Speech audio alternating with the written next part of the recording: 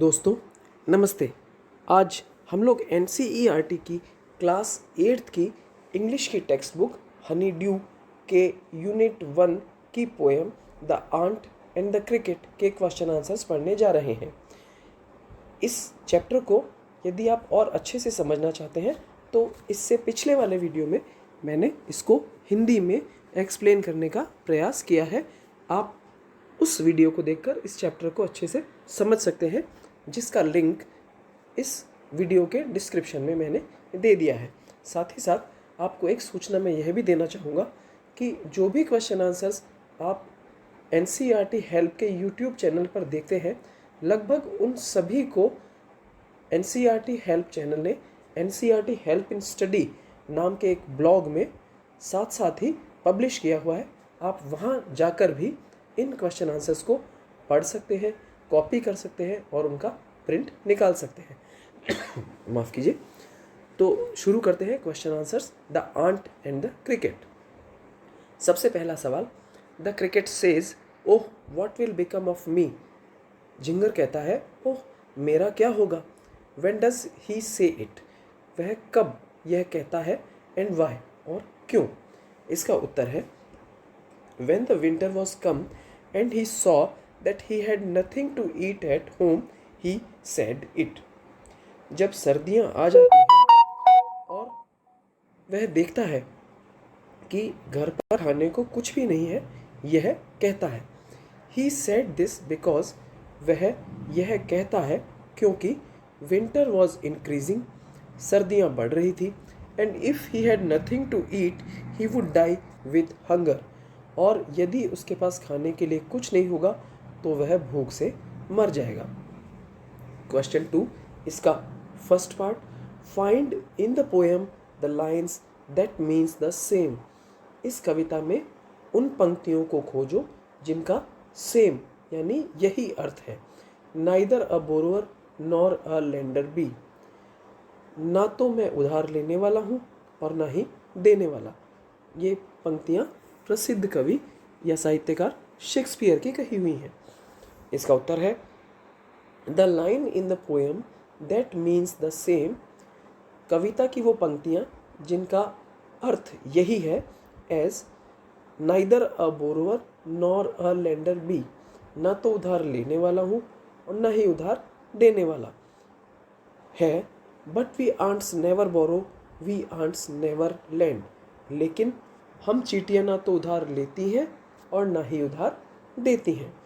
What is your opinion of the ants principles, चींटियों के सिद्धांत के बारे में आपकी क्या राय है। इसका उत्तर है the ants principle is that, चींटियों का सिद्धांत यह है कि she keeps working hard in every season, वो हर मौसम में मेहनत करती रहती हैं, and prepares for the bad time और weather ahead by saving in advance, और बुरे समय या मौसम के लिए हमेशा बचत करके तैयार रहती हैं। Question 3, the ant tells the cricket to dance the winter away. चींटियाँ झिंगुर को कहती हैं कि नाच कर सर्दियों को गुजारो। Do you think the word dance is appropriate here, क्या आप सोचते हैं कि डांस या नृत्य जो शब्द है वह उपयुक्त है यहाँ पर। इफ सो, यदि है, वाई क्यों। इसका उत्तर है I think the word dance is completely appropriate, मैं सोचता हूँ कि डांस जो शब्द है वह यहाँ पर बिल्कुल पूरी तरह से उपयुक्त है। When in response to the question of ants, cricket said that it did not lay anything for winters, चींटियों के सवाल के जवाब में जब झिंगुर कहता है कि उसने सर्दियों के लिए कुछ भी नहीं रखा, it kept singing after seeing the good weather, वह अच्छे मौसम को देखकर लगातार गाने गाता रहा।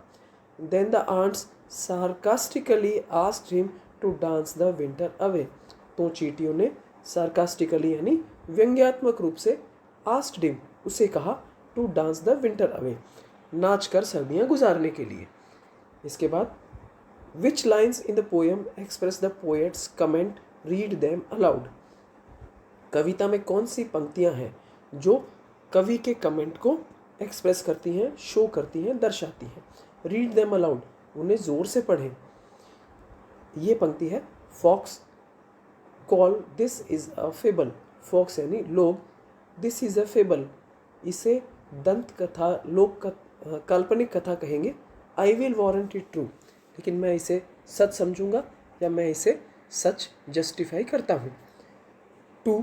Right the comment in your own words, इन कमेंट्स को अपने शब्दों में लिखें।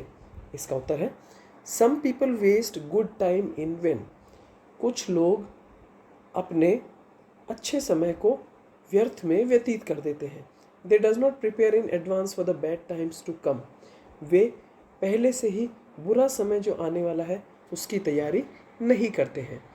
If you know a fable in your own language narrate it to your classmates, यदि आप कोई दंत कथा जानते हैं तो अपने शब्दों में उसे अपने क्लासमेट्स या सहपाठियों को सुनाएं।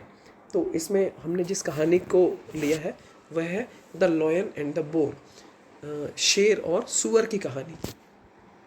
It was a hot summer day, एक गर्मियों का दिन था। A lion and a boar माफ़ कीजिए reach to a small pond for a drink, एक शेर और सुअर छोटे तालाब पर पानी पीने पहुँचे। They begin arguing and quarrelling about who should drink first, वे तर्क वितर्क करने लगे और झगड़ने लगे कि किसे पानी पहले पीना चाहिए। आफ्टर अ वाइल, कुछ समय बाद, दे आर टायर्ड, वे थक गए।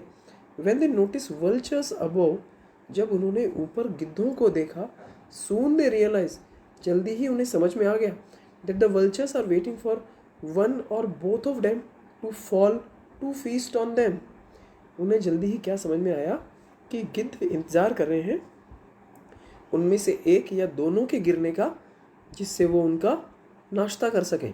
The lion and the boar then decide, तो शेर और सुअर ने निश्चय किया that it was best to make up, कि भैया अपने जो भी विवाद है उनको निपटा लिया जाए, एंड बी फ्रेंड्स, और दोस्त बन लिया जाए।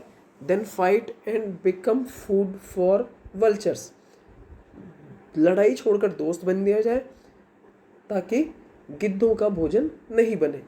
दे drink the water together and go their ways after, उन्होंने साथ साथ पानी पिया और उसके बाद में अपने रास्ते चले गए।